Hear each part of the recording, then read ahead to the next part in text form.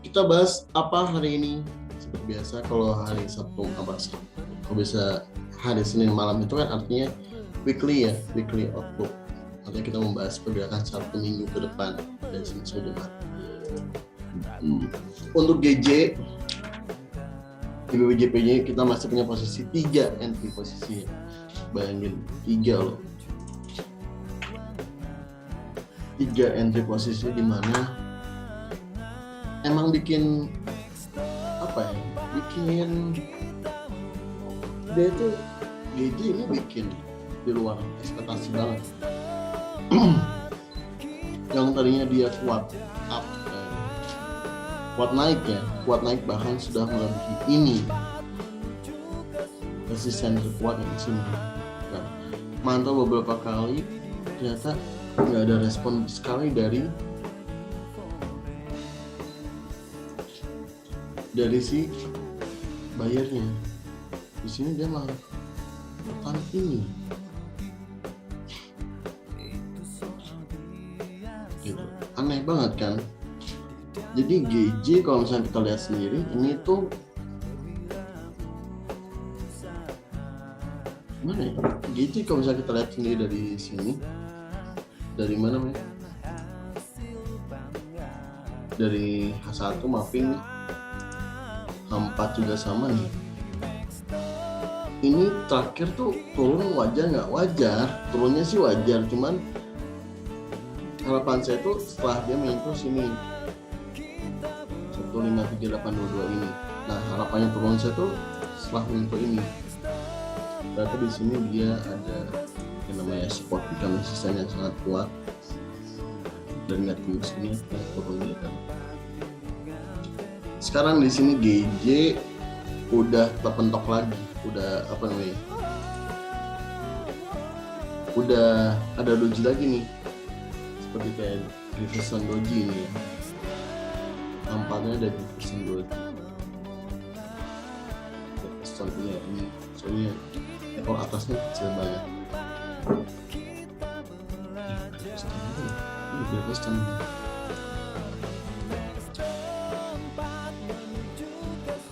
Jadi harusnya kalau dari GJ sendiri setup masih gimana? Setupnya masih sama dan masih ibaratnya masih sesuai dengan ini kenaikan Fibonacci.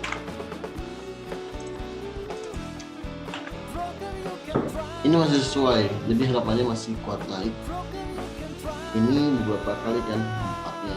Jadi kalau kita lihat sendiri sekarang GJ itu main di 150. 150 menjadi tahanan kuat atau ibaratnya siap. Kalau misalkan GJ apa ya, jadi di 150, 160, 170 lipatan 100 pip 1000 ya, lipatan 1000 pip.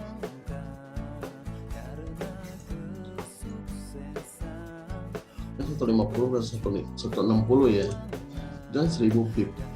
Nah kalau misalnya kelihatan seperti itu adalah area psikologinya atau area bermainnya. Ketika 150 GJ yang bermain di 150, artinya harusnya midnya itu jadi 155 200 pip di sini. Iya betul, TP-nya masih samakan semua di 15 belum ya, 15075 ya. 15075 itu bagusnya disemuain aja dulu TP-nya. Jadi yang atas, yang bawah juga sama ya.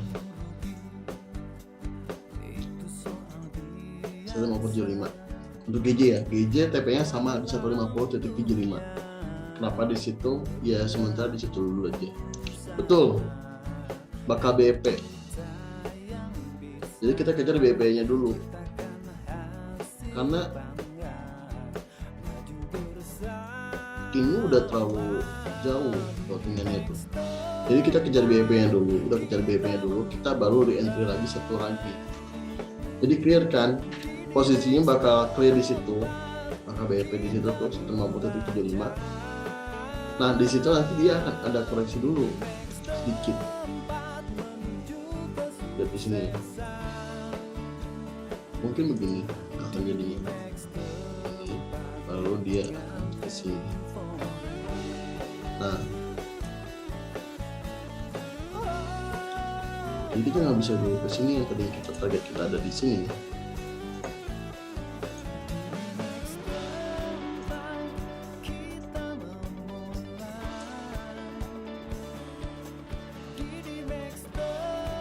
Di sini dia akan langsung dulu ke sini. 36 baru di 236 nanti kita bayar lagi.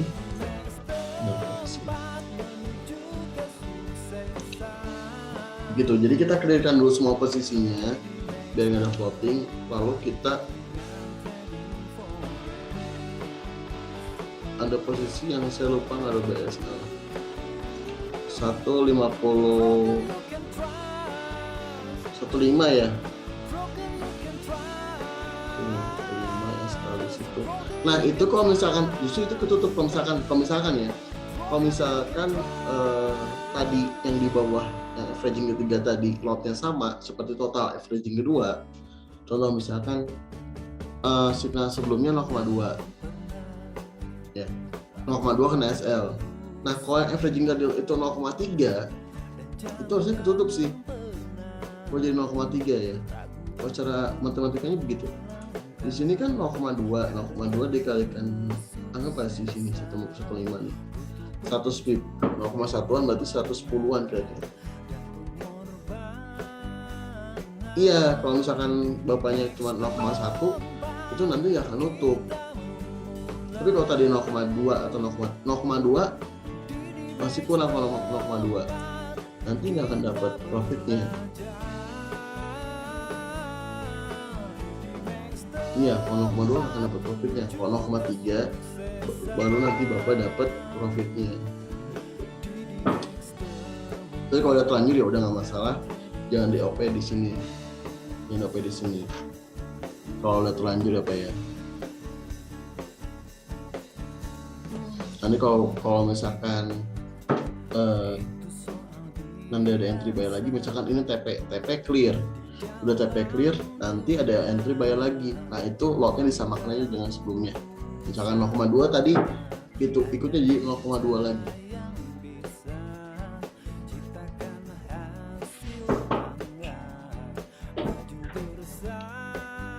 Begitu ya. Enggak martingale. Kita tradingnya tetap lotnya. Cuman tadi karena bapaknya itu kurang nggak semua kegeser stop lossnya jadi 15 ya 15 kena bapaknya. Jadi kalau misalkan kita nggak dinaikin lot di bawahnya itu nggak akan nutup.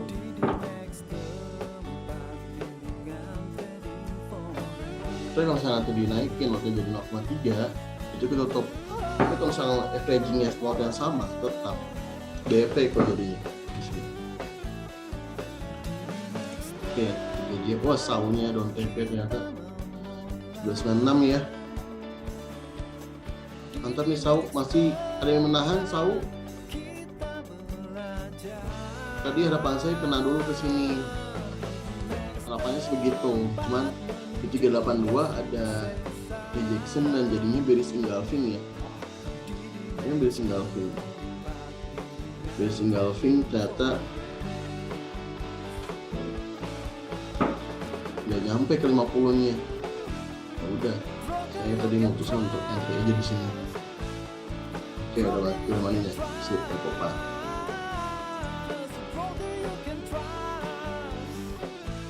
Untuk sau tadi diamankan, kenapa? Karena kemungkinan besar masih ada nyentuh 5 sini masih bergede banget ya.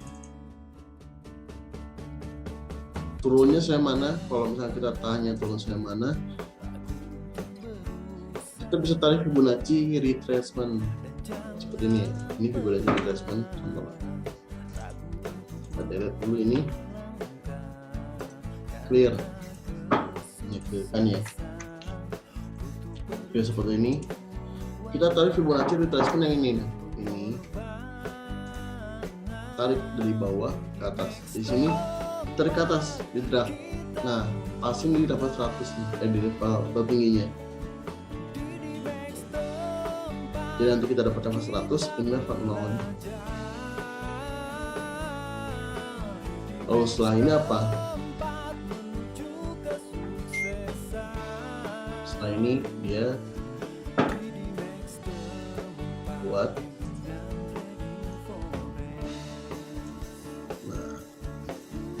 depan 2 mendain level-levelnya.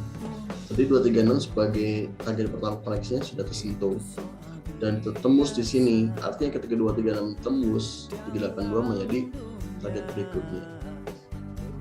382 adalah level 1790, harga 1790. 1783 di sini. Lalu ini 618-nya di 1776. Nah, ini menjadi area target koleksinya, penurunannya. Pertanyaannya, apakah kita bisa sell langsung?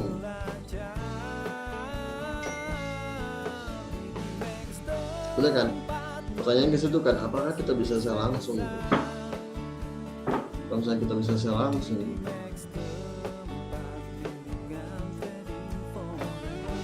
ini itu bisa-bisa aja, tapi stop loss kita harus ada di atas ini.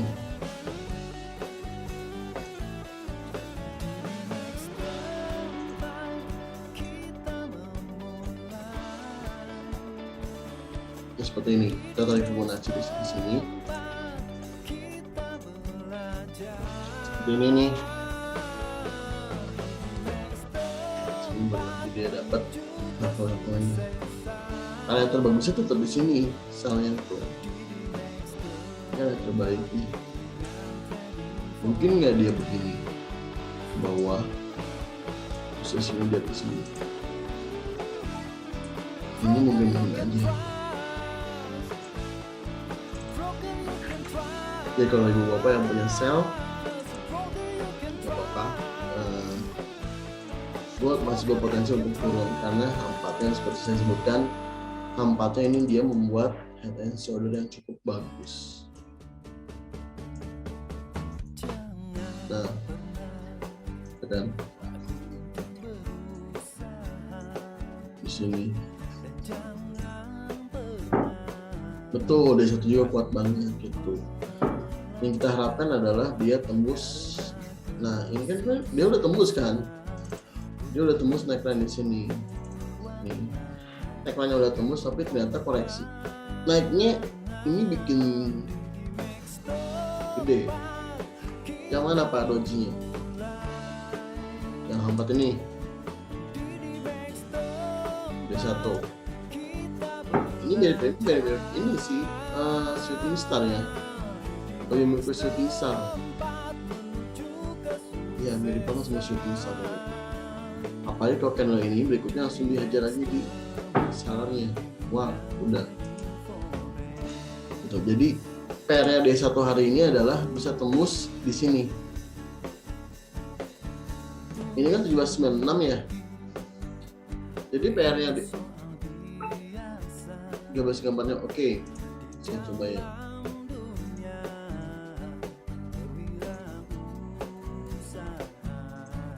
(13) ini 34.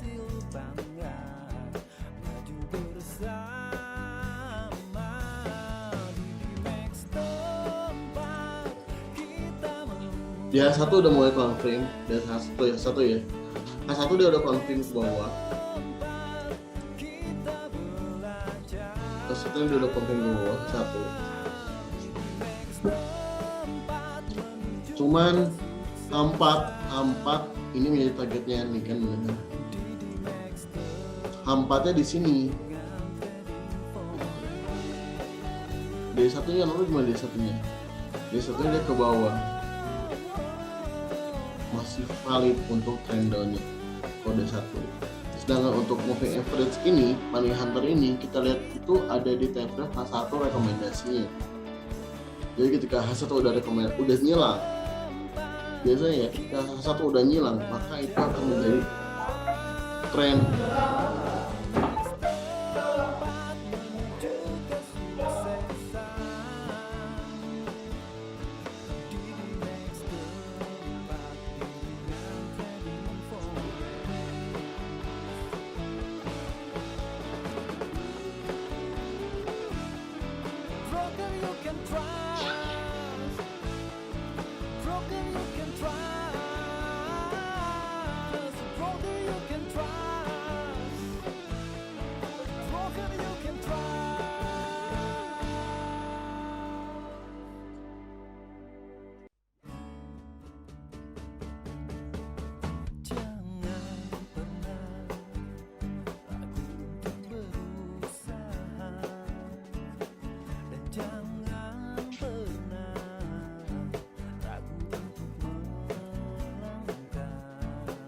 Ya, oke, maaf tadi.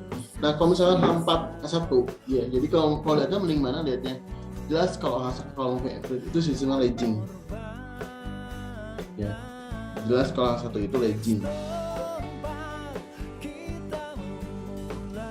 Ya, kalau H1 itu jelas lagging apa? H1. Moving average itu jelas lagging.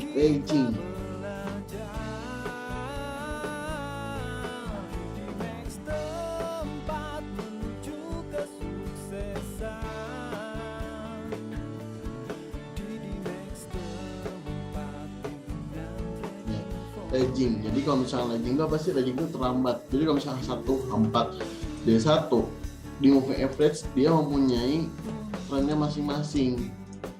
Contohnya begini Pak, ketika H1 udah nyilang, ini kan nyilang ini. Ketika udah nyilang D1, tuh kan nyilang, tapi dia belum confirm. Ketika H1 udah nyilang, artinya tren pada saat H1 itu sudah trend down. Di tanggal 1 1 jam ke depan market sudah trend down. Tapi kalau di H4 masih trend up. Kalau di H4 jujur EMA Money Hunter ini kurang bagus Pak.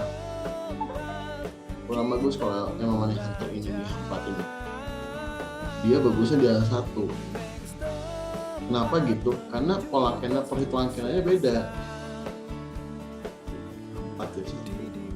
Beda. Jadi kalau kita lihat mau deteksi Money Hunter ini di H4, kita bagusnya perkecil periodenya. Ini menjadi 13 kalau itu 7. Saya tambah 1, 2. Terus itu 2, 3.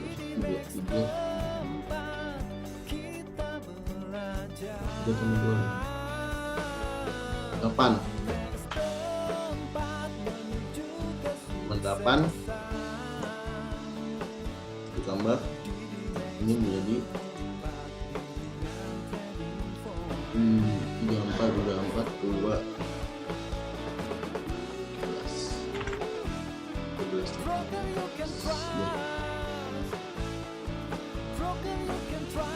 Nah, ini. Jadi kalau di H4-nya bagusnya tambah berapa? 8 dan 13. Kalau di H4 gitu. Jadi harus beda hitungannya. Lihat ini. Kalau misalnya di sini ini kan lihat ini. Jadi catat ya Pak ya. Kalau EMA betul, periode harus ganti.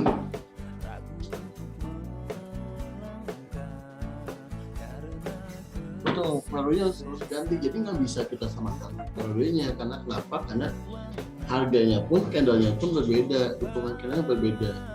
Kalau misalnya buka average itu kan yang lihat itu adalah per candlenya ya, hitungan per candle berapa ini. Kalau satu itu 13.34, catat ya. 13.34, empatnya 8.13.